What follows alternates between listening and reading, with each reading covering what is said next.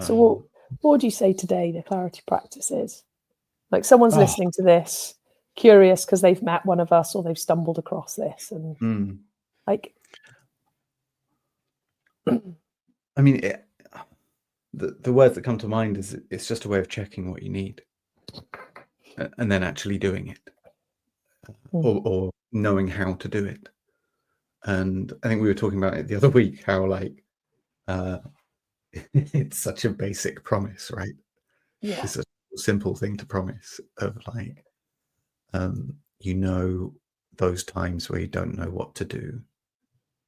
The promise is being able to work out what you need in those moments where you've hit a dead end, where you've run out of road, where you're going around in circles. Like everyone knows those moments. Everyone has those moments, like an infinite number of times, a day, a week, a month. And we're generally really, really good at finding our way through them. Like it's what we're built for. We have the minds and the eyes, the senses, the memories, the imaginations to be able to work out like, oh, the fridge is empty, I'll go to the shop. Like, oh, this program's boring, I'm going to turn it over. Oh, I don't like this job anymore, I'm going to leave. Like so often, so often, it just works. We don't know what to do, but then we work it out, and then we do, and when we do the thing, but it's like everyday miracles, all day long. And but we also all know sometimes it doesn't work. Like sometimes that like really familiar routine of like, oh, I'm hungry, so I should look in the fridge, and then I should take what I find in the fridge and turn it into a meal, and then I should eat the meal, and then I won't be hungry anymore. Like that stuff just works all the time. It just works. And so when we find ourselves like, this relationship isn't working, but I don't think I want to leave, but I don't know how to change it, but I don't, or like, this company I started used to be so much fun, and now that's not so much fun. But like, but it's ticking all the boxes, or like, I need to earn the money, but I don't want to do the work. So then what do I do? Or choosing between two flavors of ice cream or whatever, like those moments where it stops working, where we don't know what the next move is, don't know the next step, we don't know what we need, and then we're just stuck. Like the clarity practice is for those moments where we don't know the next move, whether it's like a small thing or a big thing, an emotional thing or a practical thing, professional thing, domestic thing, whatever it might be. It's like it's this sort of small basic promise of like, those moments where you don't know what to do, and you don't know what to do about not knowing what to do, those dead ends, not having those anymore. We both went, that's so funny. That feeling of not having dead ends. Yeah. Just knowing, like it's. I think that's the difference, right? You're talking about you sort of finding your way into the practice. It's this difference between having those moments where you're just like, oh, I don't know what to do about that, so I guess I just suffer, or like, I don't know what to do about that, but like maybe if I go for a walk, it'll, maybe it'll solve it. Like not in a reliable way, not in a direct way, but in a kind of working harder, maybe that'll solve it. Talking to a friend, maybe that'll solve it. Going for a run, maybe that'll solve it. Taking a holiday, maybe that'll solve it. Just giving it some time, maybe that'll solve it. Sleeping on it, maybe that'll solve it. It's like, yeah, maybe. And then if it doesn't, you wake up the next morning, it's still a problem. It's like, well, then what do you do? Or you go for the run and you get home and the answer hasn't miraculously come to you. Then what do you do? It's like, oh yeah, that used to just be how it was. Where you get to the point where you're like, oh, I don't know what to do. And so then the next step is just suffer, or it's just like try something and suffer while you're trying it. And then, more often than not, just end up still suffering at the end of it, no matter how much effort you might have put in. And so it's this thing of like just knowing what to do, right? Like it's kind of, this is the thing that I love about it, is it's making a problem that's full of drama into a problem that's mundane. So it's like if you didn't know that water put out fires, then like something might catch fire and you just be like, oh my god, let's pray, let's like throw sticks at it, oh god, that makes it worse, you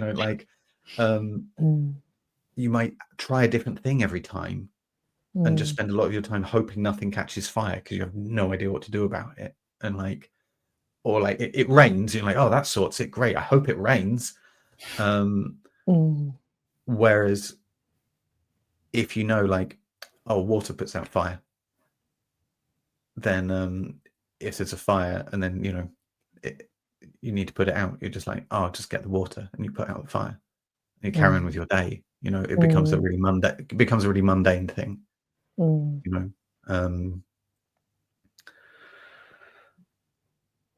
so I think that's the promise, right? Is it's just like our life is full of things where things that used to be really complicated and difficult problems become mundane problems.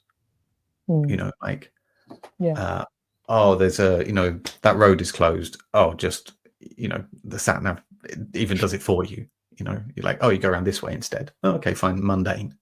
Or like baking bread. We know how to bake bread, so now you can just bake bread. And if you don't know how to bake bread, you just look it up and then you know how to bake bread. It's like they've all become mundane problems. Or all the things you can just go to the doctor and have it solved.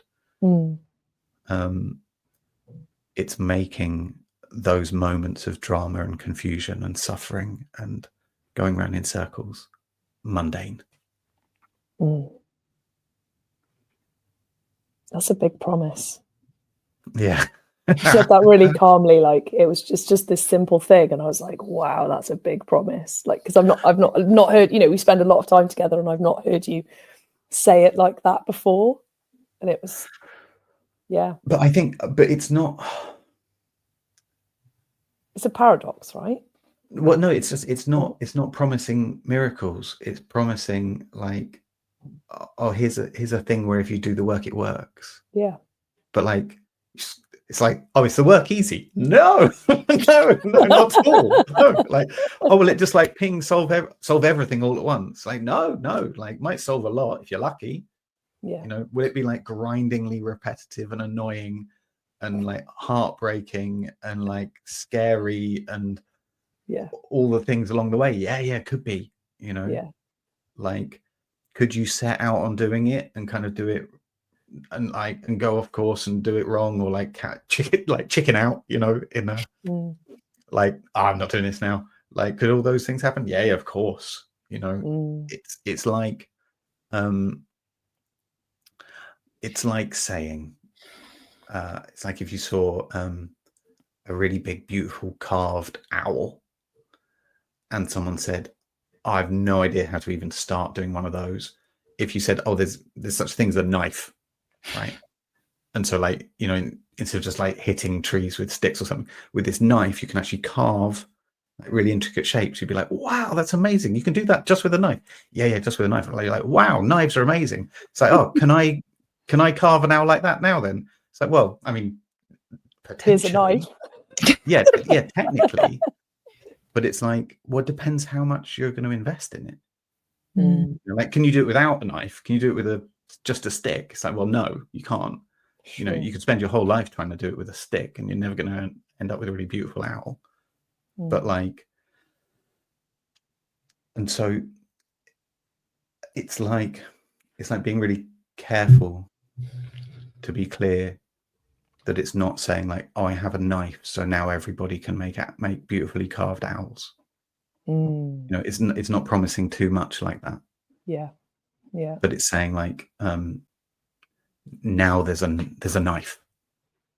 It's a simple thing.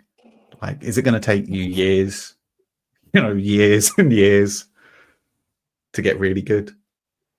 you know, to get all of the intricacies of it, yeah, might do. But at least you're no longer hitting it with a stick and hoping it will turn into an owl. Yeah. Or praying to it, or, you know, making a vision Like- board about it or something. Right. Yeah. Sleeping on it and hoping that maybe in the morning it'll be an owl. Maybe someone else will do it. Yeah.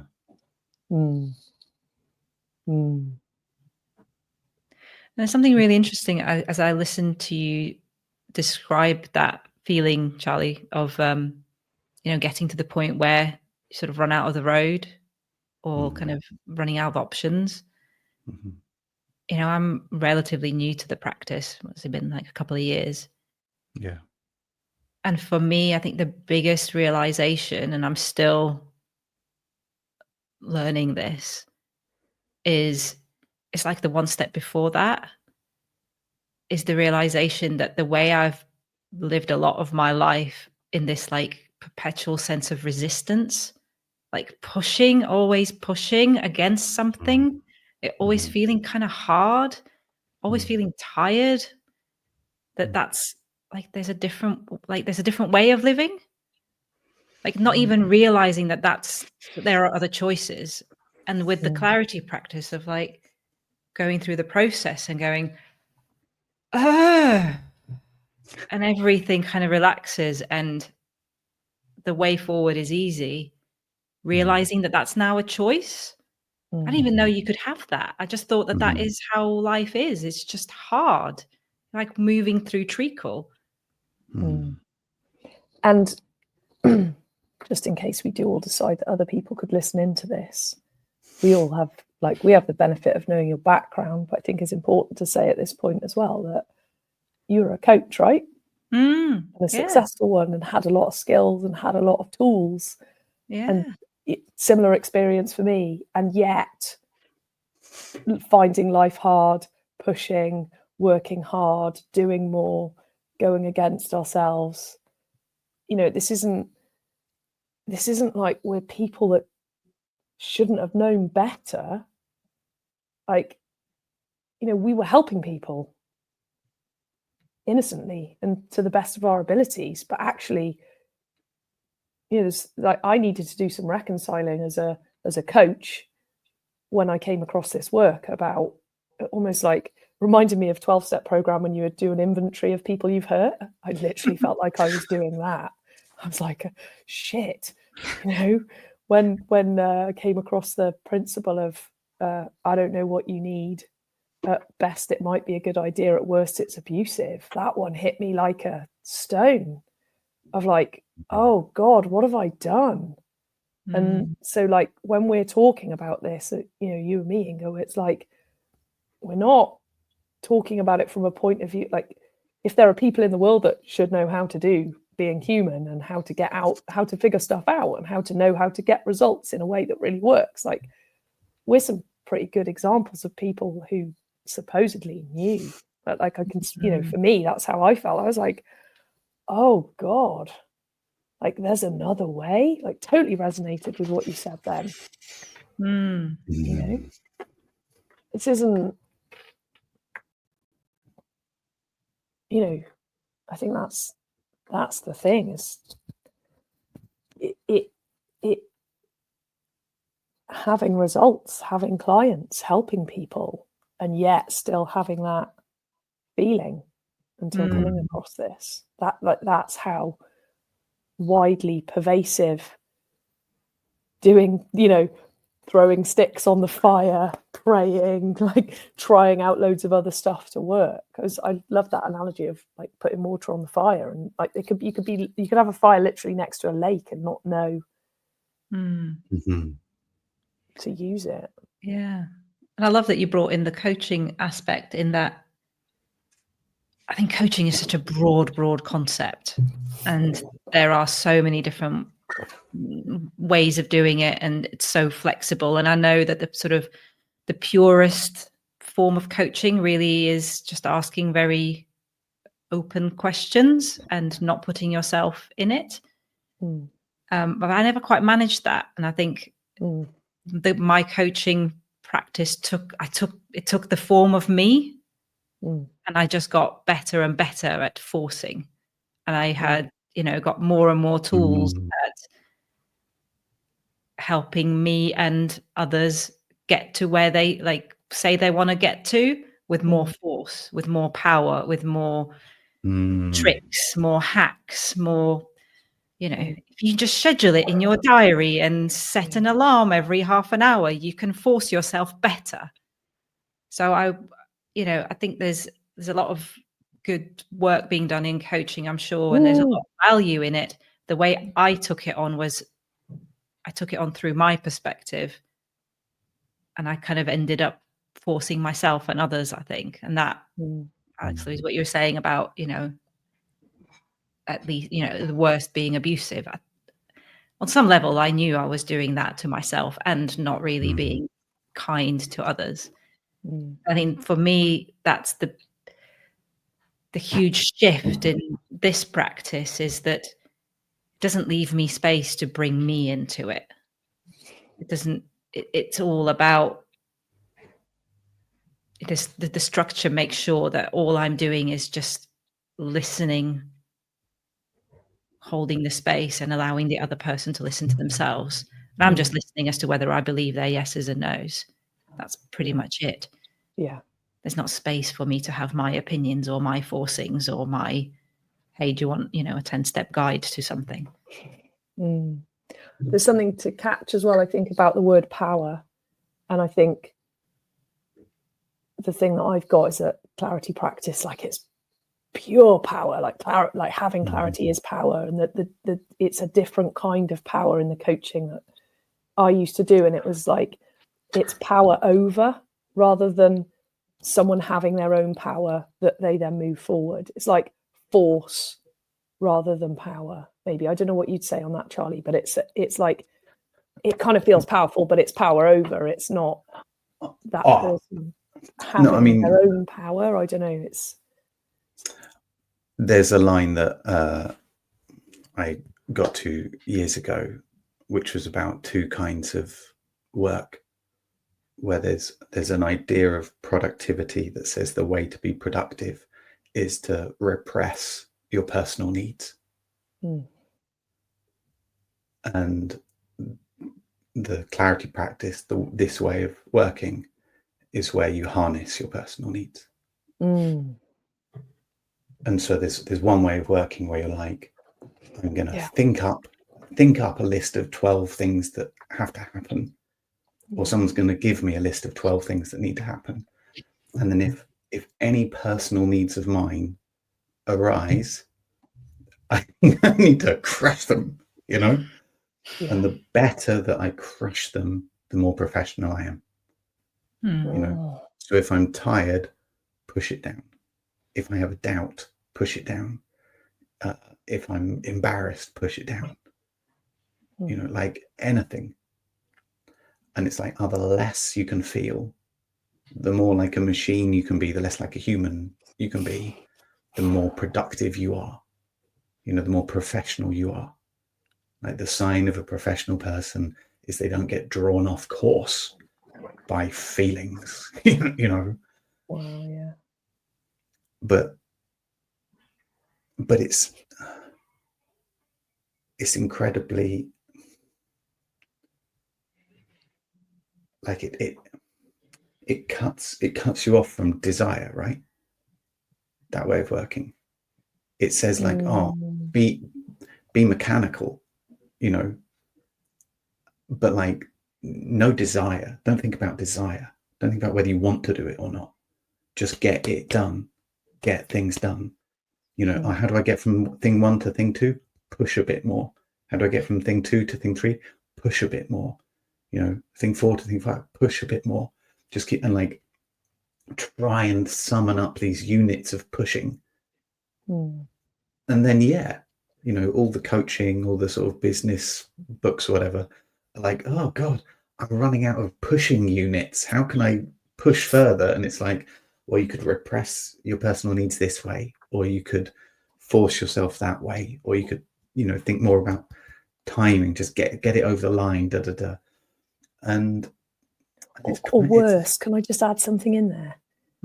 Worse, have a weekly massage, go on a juicing retreat, do some cold water swimming, which is this trick that then feels like listening, but is just doing more things in order to get more productivity. I'm speaking purely for myself and what I did. Yeah. You know, it's that. It's so then even worse, this illusion of taking care of myself because I had a bubble bath whilst completely not listening. Right. So Completely I can go not and do listening. more. Yeah. So that's it. So it's like there's a whole world of advice, there's a whole world of support that's easy to find. But how to get things done better when you're not listening. You know? Yeah. Like where, and you know, you've seen it, like if we're, you know, in front of a group, or even if it's like the first time when you work with someone and they, you know, give the story of what they're trying to do, or, you know, what's going on, or what's difficult, or something like that, that if you then say like, okay, you know, is it what you need? Or like, you know, when we first sat down and worked through it, Alex, it's like, I go, okay, yeah, great plan, sounds really exciting, is it what you need? And you're just like, oh no, what? While stopping. But it's like a what's the word, you know, it's like breaking a spell, or it's like a taboo, you know, it's like breaking a taboo, where it's like, don't ask me whether I need no to one has do ever it. asked me that before. Nobody ever had asked me that. No coach, no people helper, no therapist, no, you know, friend had ever said, is that what you need? That was the, like, it is spell breaking. It's like all of a sudden, fuck. And it's because it's not a necessary question if you're trying to just get things done. Even worse, it's not only not necessary, it's a fucking problem. Right. That is a big problem. Like, don't ask that if you want to get stuff done. It's very inconvenient. But it's this sort of like ubiquitous hidden instruction that the way to get things done is to repress your personal needs. And so, yeah, it's this like, you know, it breaks it. Because like, no, there's no room for that. There's no room for that. There's no need for that. It's a threat to that way of operating. Yeah. And like, it's so seductive. It's so beautiful. It's such a brilliant offer, such a brilliant promise. You know, talking about promises, simple promises, like the promise of getting things done is like, you can get everything you need. You can be successful. You can have a good old age. You can be praised. You can be famous. You can be rich. You can be well. The promise is you'll get that so long as you don't listen for what you need. So long as you do what you don't need. Yeah. Just push. And you'll get all those things. But like, the reason it's so seductive is it's saying you can get all that without having to listen to anything that hurts. Like, no, really? You don't have to open that can of worms. Yeah, like I don't have to go there. Tend to my feelings. I don't have to like check whether something feels okay. If I'm stressed, I can just ignore it. If I'm sad, I can just ignore it. If I'm sick, I can just ignore it. If I have doubts, I can just ignore it. Like, really? I can just get up in the morning, the alarm goes and it says do this, and I do that, like with the reliability of a machine, without the storm of disruptive chaos that might be unleashed if I actually listen to myself, you know, to my feelings, my powers, my, you know, preferences, my, like, you mean I can get through my life and achieve everything and have everything I want, never have to listen to that? And the promise is like, yeah, just get things done. Just get better at getting things done. And if you get all the things done, then you'll have the money, and the money will keep you safe. You'll have the house, and then you'll be warm and cozy. You'll have, you know, you'll be able to go nice places, and so you'll have experiences. You know, you'll be successful and famous and well known, and so you have a nice community. You'll have time off because it's like the promise is all there. And you know, for a long time, for a lot of people, it kind of worked. You know, you go to school, you get your marks, you get your job for life, you get your nice house, works a treat. And I think the sort of sweet spot of people who've a lot of people who've been drawn to the clarity practice over the years. It's ones not where that system, that approach has failed them, you know, or where they haven't succeeded in it. It's where they have succeeded in it. You know, where they're like, I got the house, I got the awards for my company that I started that does a thing that I was excited about. And you know, I have the family and we're all well and happy and we have tons of money in the bank, and ow, you know, and it hurts and it's all a lie and what the fuck. Yeah. And it's not to say, you know, it's like it's not to say it's always like that. Some people they get that and it's swell and it ticks all the boxes, but it's back to the beginning. It's like, oh, what happens if you do the theory?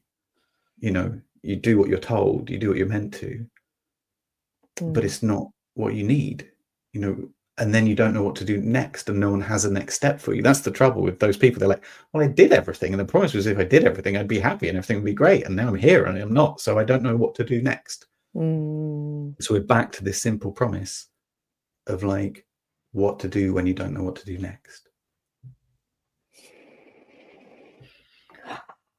Yeah. I have a need to wrap this up. Yeah. And also whilst going, no, my God, I could talk about this for hours. I just want to keep going. And I checked and I do need to wrap. Cool. Wrap us up. We'll do it again then. I feel like we will do this again. Oh, yeah. Thanks, Alex. Thank you. Thanks, Inga. Thank you. Thank you. Like, just what an honor and a privilege.